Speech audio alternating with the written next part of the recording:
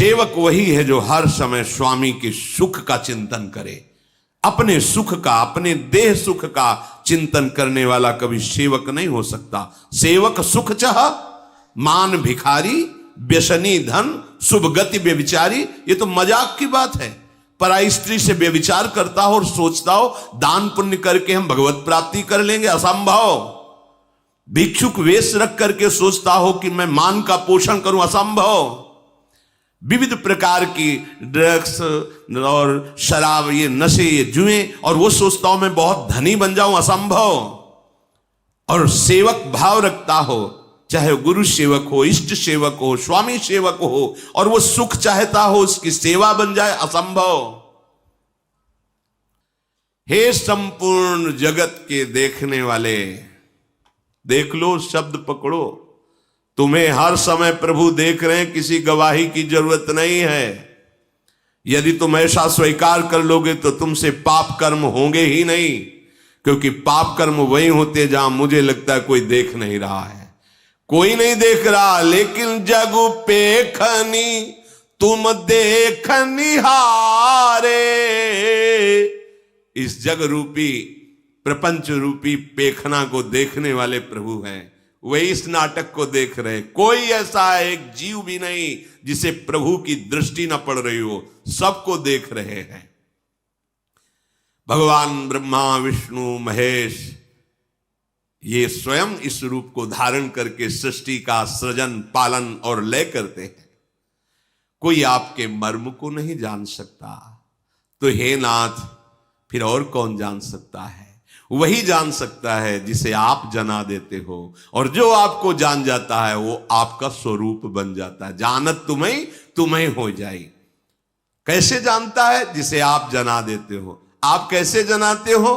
कृपा करके। तुम्हारी कृपा तुम्हें रघुनंदन, जाने भगत भगत उर चंदन। भक्तों के हृदय को शीतलता प्रदान करने वाले प्रभु, आपकी कृपा से भक्त आपको जान जाते हो। जो जान जाते हैं वो आपका स्वरूप हो जाते हैं। तस्मित् तज्जने भेदा भावात ब्रह्मविद ब्रह्मवि भवति। जो ब्रह्म को जान लेता है वो ब्रह्म स्वरूप हो जाता है। हे प्रभु, आपकी ये जो देह है ये चिदानंदमय है, ये पांच भौतिक नहीं है। इसमें किसी भी तरह का कोई विकार नहीं है। जैसे अपने लोगों की देह है तो कर्म बंधन युक्त है, विकार युक्त है, त्रिदेह है, स्थूल सूक्ष्म कारण, तीन देह है, माया जनित रचित है। लेकिन प्रभु का चिदानंदमय है। उसमें ऐसा नहीं कि आत्मा अलग, मन अलग, देह अलग, ऐसा नहीं है। संपूर्ण चिदानंदमय। और जैसे हम आंख से देख सकते हैं, हाथ से क्रियाएं कर सकते हैं, प्रभु कहीं से भी कुछ भी, क्योंकि चिदानंदमय है। जैसे हम केवल सामने ही देख सकते, पीछे नहीं।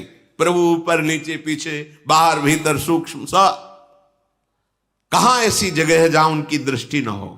चिदानंद में निर्विकार सर्वव्यापी स्वरूप। उत्पत्ति नाश वृद्धि क्षय शरीर में पांच भौतिक में होते, चिदानंद में नहीं। कोई अधिकारी भक्त ही इस रहस्य को जान पाता है। मुनि तापस जिनते दुख लहाई, ते नरेश बिनु पावक दहाई। जिनसे भगवान के भक्त संत महात्मा दुखी हो जाते हैं तो उनको आग लगाने की जरूरत नहीं, वो दुख ही उनके सर्वनाश का कारण करके आग लगा देता है। सारे सुकृत भस्म हो जाते हैं।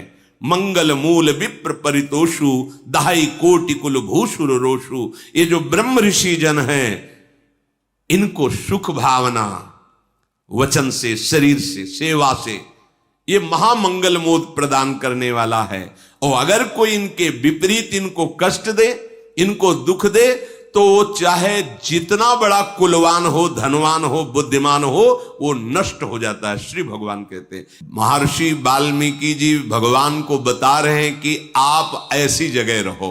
कैसी जगह? सुनहु राम अब कहूं निकेता, जहां बसहु सिय लखन समेता।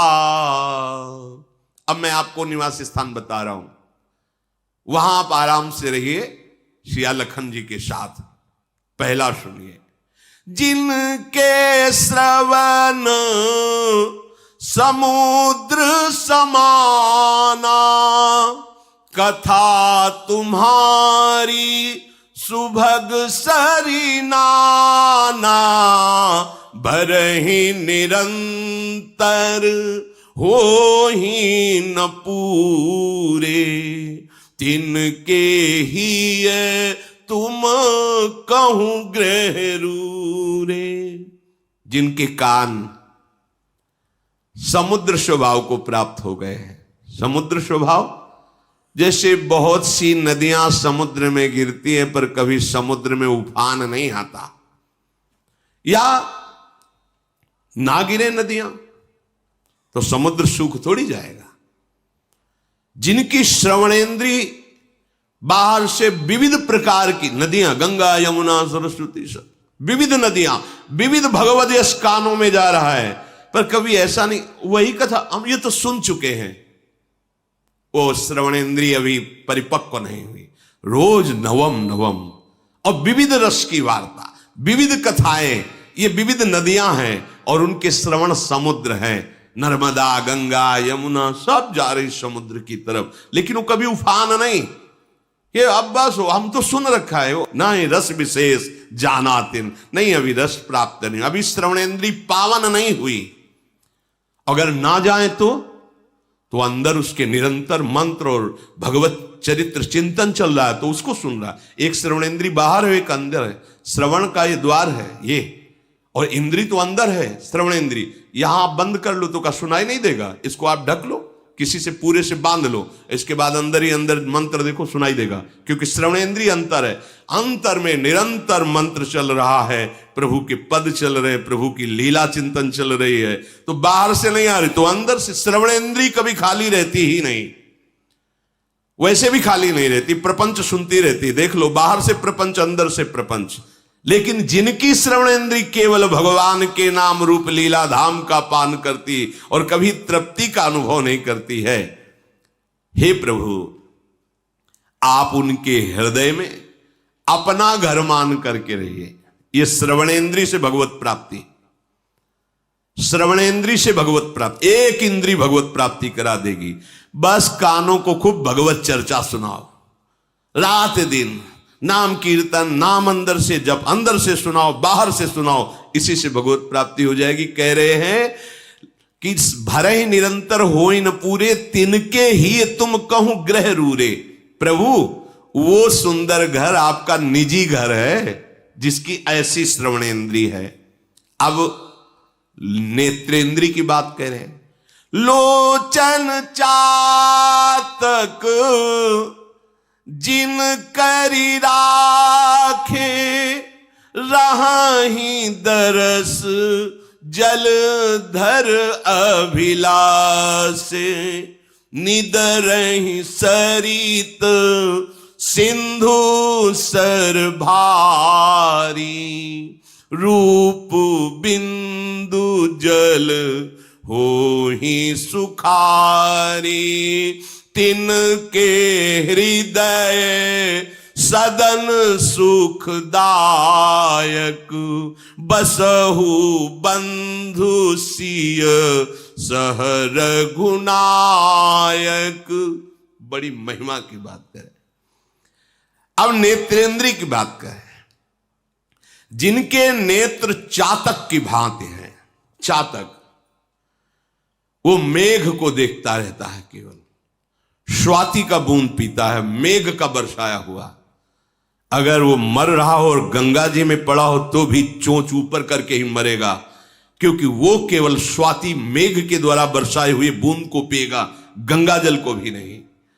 अनन्य अनन्य चातक की तरह केवल भगवत दर्शन की लालसा, अपने स्वामी के मिलन की लालसा।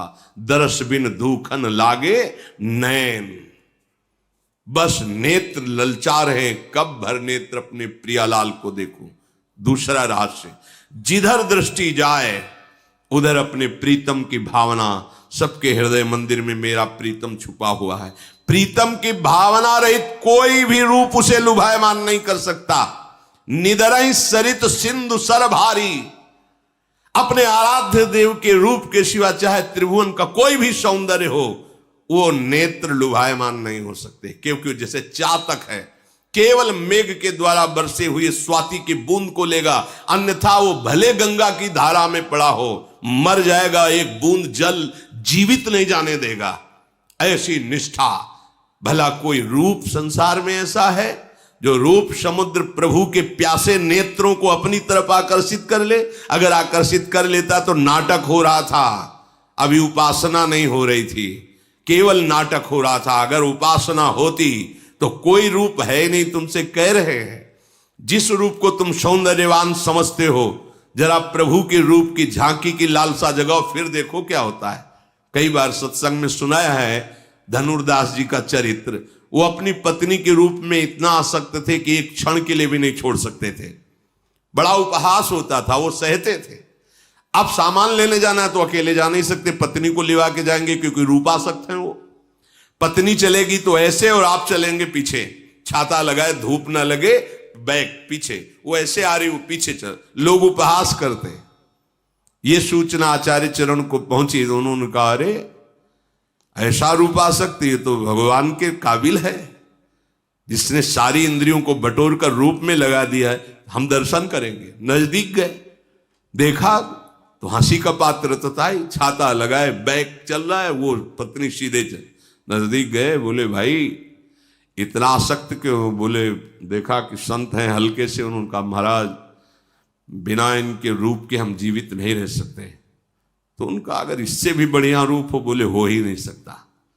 तो जे ही स्पर्श किया और संकल्प किया तो सामने नौ किशोर रूप ठाकुर का छाता छूट गया, पतली भूल गई, पीछे लग गए और अनंत काल तक उस महारूप का पान करने के योग्य बना दिया। ये भगवान के प्रेमी महाभागवतों का। तो जिनके नेत्र चातक की तरह केवल भगवत रूप दर्शन की लालसा रखते, कोई कितना भी रूपवान हो। श्रीपाद प्रबोधानंद सरस्वती जी ने कहा कि राधा किशोरी के चरणों का आश्रय लेने वाले को भगवान का मोहिनी रूप भी मोहित नहीं कर सकता, क्योंकि मोहिनी प्रिया जो मोहन को, विश्व मोहन को, मदन मोहन को, मुनिमन मोहन को, स्वमन मन मोहन को अपने अधीन किए हुए हैं। जाके अधीन सदाई सांवरो, उन लाडली की ठसक रखने वाला, जिनके नेत्र लाडली के गोरे चरणारविंद के दर्शन की लालसा से युक्त है, उनको भला कौन लुभायमान कर सकता है? तो कह रहे जिनके ऐसे नेत्र हैं, नेत्र इंद्री का वर्णन, कि वो केवल प्रभु की रूप माधुरी देखने के लिए हर समय तप्त रहते हैं, जलते रहते हैं। दर्श बिन दुखन लागे न, जब से तुम बिछुरे पी प्यारे कबहु न पायो चैन। बोले ऐसे उपासक के हृदय में, हे प्रभु आपका सुखदाई महल है उसका हृदय, आप सुखपूर्वक तीनों, आप लखन और शिया उसके हृदय में विराजमान हो। जस तुम्हार, अब वाक्येंद्री, जस तुम्हार मानस विमल हंसिनी जी हा जासु, मुक्ता हल गुण गन चुनई, राम बसऊ हियतासु। जिनकी ये वाणी हंसिनी है, हंसिनी शब्द का प्रयोग किया है क्योंकि जल और दूध मिला के रख दो तो हंस हंसिनी की ही ताकत है कि वो केवल दूध पी लेगा, जल छोड़ देगा।